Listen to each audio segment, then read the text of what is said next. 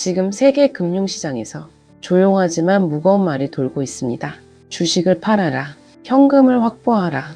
이 말을 꺼낸 곳이 어딘지 아십니까? JP모건입니다. 골드만삭스입니다.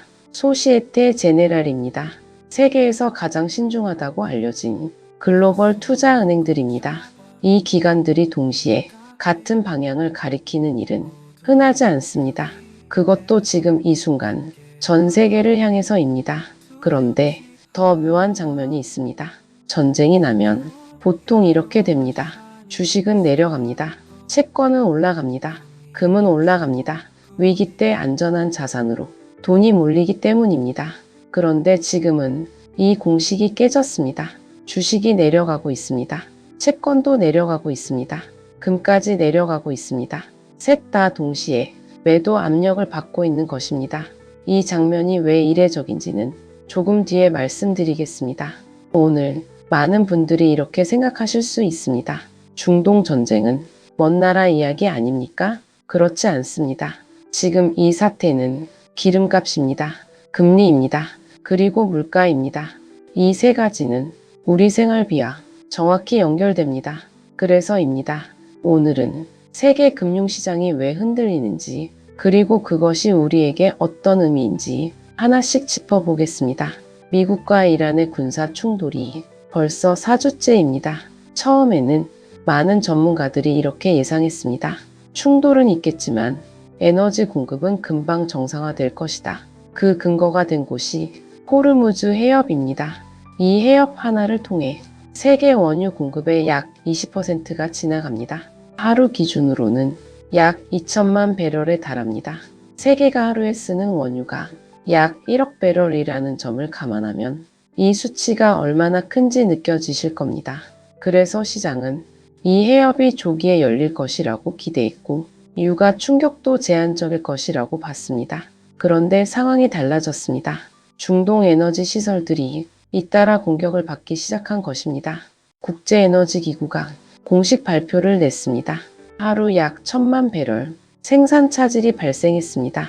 이 숫자는 단순한 숫자가 아닙니다. 세계 하루 소비량의 10%에 해당합니다. 현대 에너지 시장이 경험한 역대 최대 수준의 공급 충격이라고 기구 측은 직접 표현했습니다. 결과는 즉각 나타났습니다. 브렌트유 가격이 배럴당 106달러를 넘었습니다. 2022년 이후 가장 높은 수준입니다. 그리고 이게 참 묘합니다. 시장이 더 놀란 것은 106달러 자체가 아니었습니다. 앞으로 더 오를 수 있다는 전망이었습니다. 월스트리트 저널이 보도했습니다. 일부 산유국에서는 유가 180달러 시나리오를 기본 계획으로 검토하고 있다고 합니다. 이 보도 하나가 시장 전체를 다시 흔들었습니다. 지금까지 핵심을 한 문장으로 정리하면 이것입니다.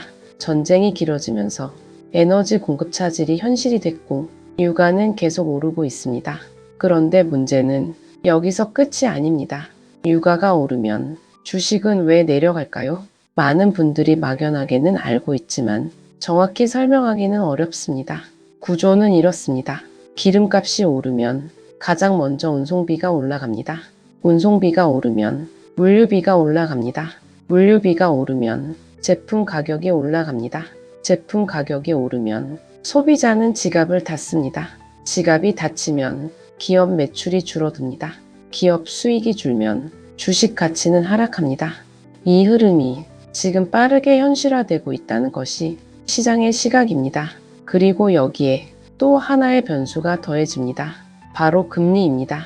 지금까지 글로벌 시장은 하나의 믿음 위에 서 있었습니다. 올해는 금리가 내려갈 것이다. 미국 연준이 금리를 인하할 것이고 그것이 경제 회복을 이끌 것이라는 기대감이 시장을 지탱하고 있었습니다. 그런데 지금 그 기대가 흔들리고 있습니다. 이유는 단순합니다. 유가가 오르면 물가가 올라갑니다. 물가가 올라가면 중앙은행은 금리를 내릴 수 없습니다. 오히려 반대 방향을 고민해야 합니다. 미국 국채 시장을 보면 이 변화가 숫자로 나타납니다. 통화 정책에 민감한 2년물 국채 금리가 3.9%까지 올랐습니다. 지난해 7월 이후 최고 수준입니다. 10년물 국채 금리도 4.39%를 기록했습니다. 지난해 8월 이후 최고 수준입니다. 국채 금리가 오른다는 것은 채권 가격이 내려간다는 뜻입니다. 즉 채권도 팔리고 있다는 것입니다. TD증권의 금리 전략 책임자는 이 상황을 이렇게 설명했습니다. 충돌이 장기화되면서 미 국채 시장은 추가 인플레이션 압력을 우려하기 시작했고 시장은 올해 금리 인하를 더 이상 기대하지 않고 있다고 밝혔습니다. 여기서 한 발 더 나아간 발언도 나왔습니다. 유럽 중앙은행 정책위원이자 독일 분데스방크 총재인 요아임 나겔 총재가 블룸버그와 인터뷰했습니다. 더 제약적인 통화 정책이 필요해질 수 있다고 말했습니다. 이른 시기에 금리 인상 가능성을 시사한 것입니다. 금리 인하 기대가 무너지는 것도 충격인데 금리 인상 이야기까지 나오니 시장은 더욱 크게 반응했습니다. 이 지점입니다. 전쟁 자체보다 전쟁이 만들어내는 금리 환경의 변화가 더 큰 충격이 됐습니다. 그리고 여기서 또 이상한 장면이 나타났습니다. 금값입니다. 전쟁 때 금은 안전자산으로 주목받습니다. 불확실성이 커질수록 금 가격은 오르는 게 상식입니다. 그런데 이번에는 달랐습니다. 국제금 선물 가격이 일주일 동안 11% 급락했습니다. 1983년 이후 가장 큰 주간 낙폭입니다. 여기서 헷갈린 분들 많습니다. 왜 금까지 떨어진 것일까요? 이유가 있습니다. 금리가 오르면 금 보유의 기회비용이 높아집니다. 금은 이자를 주지 않습니다. 반면 금리가 높아진 채권은 이자를 줍니다. 그래서 투자자들은 금을 팔고 현금을 확보하는 선택을 하고 있는 것입니다. 결국 주식 하락, 채권 하락, 금 하락, 이 세 가지가 동시에 나타난 이유는 하나입니다.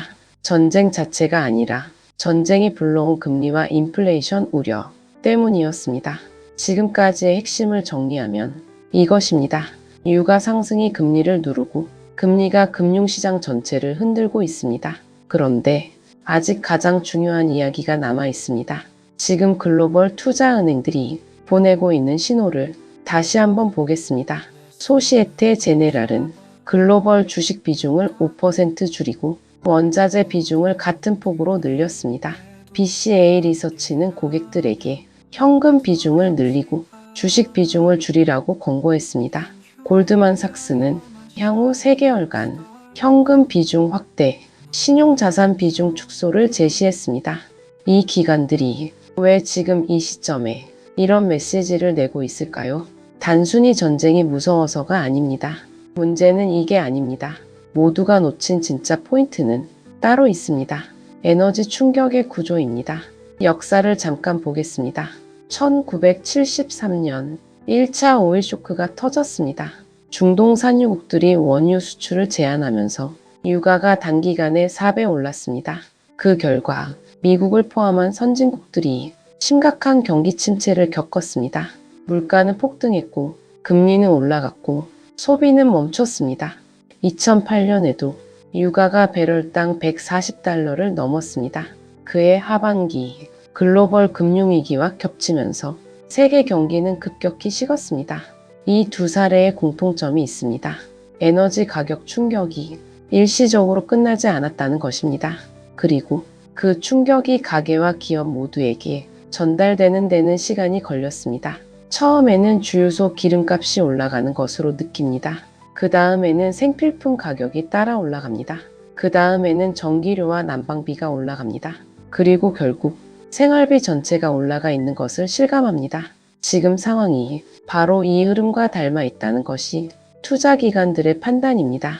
JP모건 자산운용의 포트폴리오 매니저는 이 사태를 역사상 가장 큰 에너지 충격 중 하나라고 평가하면서 이를 완화할 뚜렷한 정책 대응 수단이 제한적이라고 말했습니다.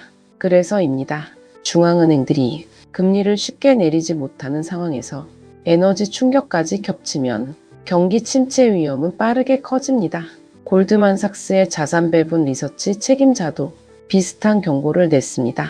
금리와 에너지 충격이 지속된다면 자산 전반의 성장 기대가 더 약세 방향으로 조정될 수 있고 현재 시장은 성장 둔화 위험을 충분히 반영하지 않고 있다고 밝혔습니다. 이 말은 지금 시장이 보여주는 하락이 끝이 아닐 수 있다는 뜻입니다. 그리고 여기에 한 가지가 더 있습니다. 트럼프 대통령의 발언입니다. 트럼프 대통령은 백악관에서 기자들에게 이란과 휴전을 하고 싶지 않다고 말했습니다. 상대방을 완전히 제압할 때는 휴전을 하지 않는다는 표현을 직접 사용했습니다. 그런데 바로 그날 소셜미디어에는 다른 내용을 올렸습니다. 군사적 목표 달성에 매우 근접하고 있으며 중동에서의 군사적 노력을 점차 줄이는 것을 검토하고 있다고 밝혔습니다. 하나는 강경 메시지입니다. 하나는 출구 전략 암시입니다. 이 두 가지 발언이 같은 날 나온 것입니다. 이 지점입니다. 시장이 가장 두려워하는 것은 나쁜 소식 자체가 아닙니다. 예측할 수 없는 상황입니다. 같은 날 두 개의 다른 신호가 나올 때 시장은 어디에 기대해야 할지 모릅니다. 그래서 불확실성이 커지고 패닉셀이 확산되는 것입니다. RBC 캐피털 마켓의 애널리스트는 현 시점에서 이번 충돌이 제한적 국면에 그칠 것이라는 신호는 전혀 없다고 평가했습니다. 시버트 파이낸셜의 최고 투자 책임자는 이번 주를 시장이 현실을 직시하기 시작한 전환점이라고 표현했습니다. 그리고 이렇게 덧붙였습니다. 이번 충돌은 종료 시점을 가늠하기 어려운 장기전이며 중동 에너지 인프라 전체에 대한 직접 공격이라는 최악의 시나리오로 확산된 사건이라고 진단했습니다. 지금까지의 핵심을 한 문장으로 정리하면 이것입니다. 이번 사건은 전쟁 뉴스가 아니라 에너지 구조가 바뀌는 신호일 수 있습니다. 그렇다면 우리는 이것을 어떻게 봐야 할까요? 지금 세계 시장은 중요한 갈림길에 서 있습니다. 하나는 전쟁이 빠르게 마무리되고 에너지 공급이 회복되는 시나리오입니다. 다른 하나는 충돌이 길어지고 유가가 계속 높은 수준에 머무르는 시나리오입니다.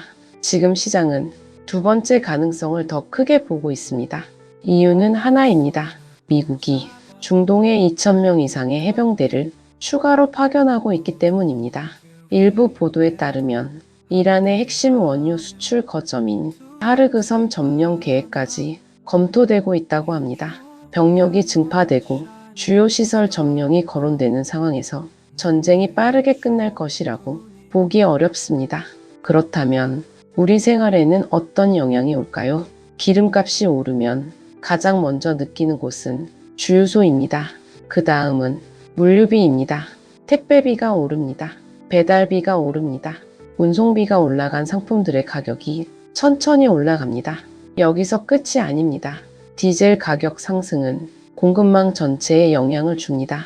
농산물, 공산품, 건설자재, 모든 것이 결국 에너지 비용을 담고 있습니다. 가게는 연료비가 늘어나는 만큼 다른 소비를 줄일 수밖에 없습니다. 기업은 원가가 오르면 두 가지 선택 앞에 놓입니다. 비용을 스스로 흡수하거나 소비자 가격을 올리거나입니다. 어느 쪽이든 경제 전체에 부담이 됩니다. 이것이 지금 글로벌 투자은행들이 주식 비중을 줄이고 현금을 확보하라고 말하는 이유입니다. 물론 지금 당장 모든 것이 나빠진다는 뜻은 아닙니다. 전쟁이 빠르게 수습되면 유가는 안정될 수 있습니다. 금리 인하 기대도 다시 살아날 수 있습니다. 그러나 지금 시장이 선택하고 있는 것은 확신이 아닙니다. 경계입니다. 좋은 시나리오를 기다리면서도 나쁜 시나리오를 대비하는 자세입니다. 뉴스를 보면서 이런 생각이 드실 수 있습니다.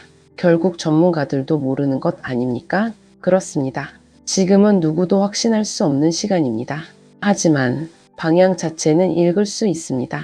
기름값이 오르면 물가가 올라갑니다. 물가가 올라가면 금리를 내리기 어렵습니다. 금리가 높게 유지되면 소비와 투자가 줄어듭니다. 이 흐름이 지금 현실이 되고 있습니다. 그리고 이 흐름은 월가 투자자들만의 이야기가 아닙니다. 우리가 매달 내는 공과금, 마트에서 사는 생필품, 자동차 주유 한 번, 이것들이 모두 지금 금융시장이 흔들리는 것과 연결되어 있습니다.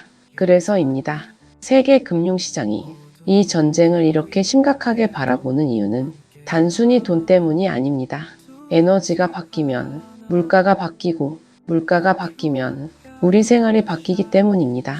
오늘 마지막으로 한 가지 질문을 드리겠습니다. 만약 유가가 지금보다 더 오르고 금리가 예상보다 더 오래 유지된다면 우리 경제는 어떤 모습으로 바뀌게 될까요? 다음 영상에서는 이 질문에 이어지는 이야기를 드리겠습니다. 에너지 가격이 경제를 어떻게 바꾸는가? 역사 속 사례와 지금의 상황을 비교해서 살펴보겠습니다. 구독과 좋아요는 한 번 더 생각해 보게 만드는 힘이 됩니다. 오늘도 행복한 하루 되세요. 감사합니다.